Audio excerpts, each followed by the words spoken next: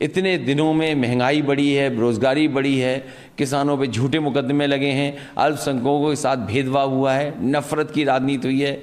इन्होंने लगातार सरकार में बैठ कर के अधिकारियों के माध्यम से लोगों को सताया है, लोगों पे मुकदमे लगे हैं। यहाँ के पंचायत के चुनाव जिस समय देखे थे उस समय क्या नहीं किया सरकार ने। इनके अधिकारी भारतीय जनता पार्टी के कार्यकर्ता नेता बन गए थे, जो चुनाव लड़ने वाले थे उनके पर्ची छीनने गए।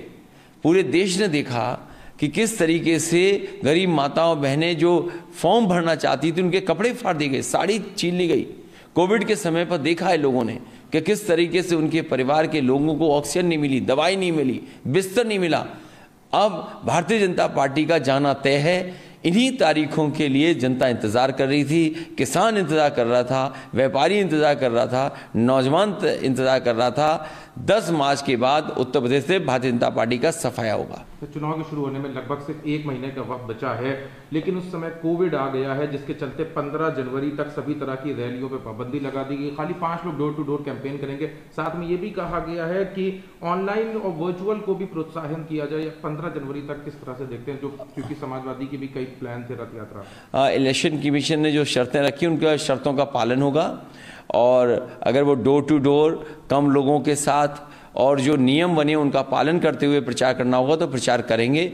ये इलेक्शन कमीशन को सख्ती सरकार के लिए रखनी चाहिए, क्योंकि सरकार यहाँ पर मनमानी करेगी।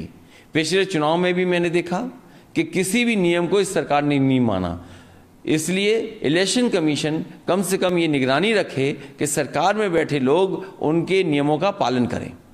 सर, एक और सवाल है इसी से जुड़ा हुआ। आज आपने अभी प्रेस कॉन्फ्रेंस करी थी। प्रेस कॉन्फ्रेंस में जब ये पूछा गया कि अगर वर्चुअल के लिए, जैसे अभी 15 तक है, उसके बाद भी अगर वर्चुअल के लिए कह दिया जाता है कि वर्चुअल रैलीज करनी है, तो आप किस तरह से देखते हैं? आपने ये कहा था कि आप इलेक्शन कमीशन से डिमांड करेंगे फंड की, क्योंकि ये पहली बार ऐसा हो रहा है कि कोविड के समय पर इलेक्शन हो रहा है और इलेक्शन कमीशन भी तमाम नियमों को और तमाम नियम बनाए हैं। मेडिकल ऑफिसर्स, नोडल ऑफिसर्स बनाए गए हैं। डिस्ट्रिक्ट और अन्य जगह पर मेडिकल ऑफिसर भी नोडल ऑफिसर्स हैं। तो कहीं ना कहीं आशंका इस बात की भी है कि कोविड होगा या कोविड फैलेगा। और अगर वर्चुअल रैली के लिए हम जाएंगे तो उन पार्टियों के लिए कहीं ना कहीं इलेक्शन कमीशन को सोचना चाहिए, जिन पॉलिटिकल पार्टीज़ के पास, जिन पॉलिटिकल पार्टीज़ के वर्कर्स के पास अगर कोई इंफ्रास्ट्रक्चर नहीं है, वर्चुअल रैली के लिए तमाम चीज़ें नहीं है, तो आखिरकार वो कैसे करेंगे।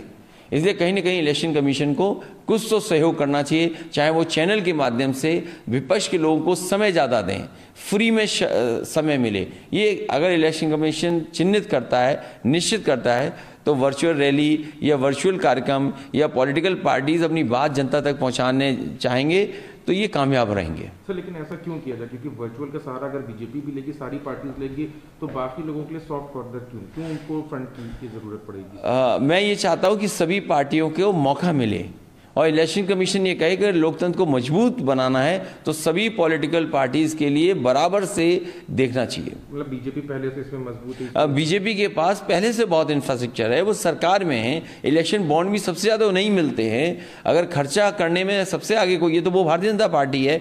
इस तरह के इंफ्रास्ट्रक्चर में जो वर्चुअल रैलीज हैं, कार्यक्रम करने में हम लोगों ने तो देखा है कि किस तरीके से ऐड दिए गए हैं, सरकारी पैसे खर्च किए गए हैं, क्योंकि कल ऑबलाइज किया गया है चैनल, आज भी ऑबलाइज होंगे। इसलिए पॉलिटिकल पार्टीज जो विपक्ष में हैं उनको भी कहीं ना कहीं जगह मिलनी चाहिए, स्पेस मिलना चाहिए। अगर स्पेस नहीं मिलता है तो शायद वो पॉलिटिकल पार्टीज वो संसाधन नहीं जुटा पाएंगी अपना स्पेस के लिए।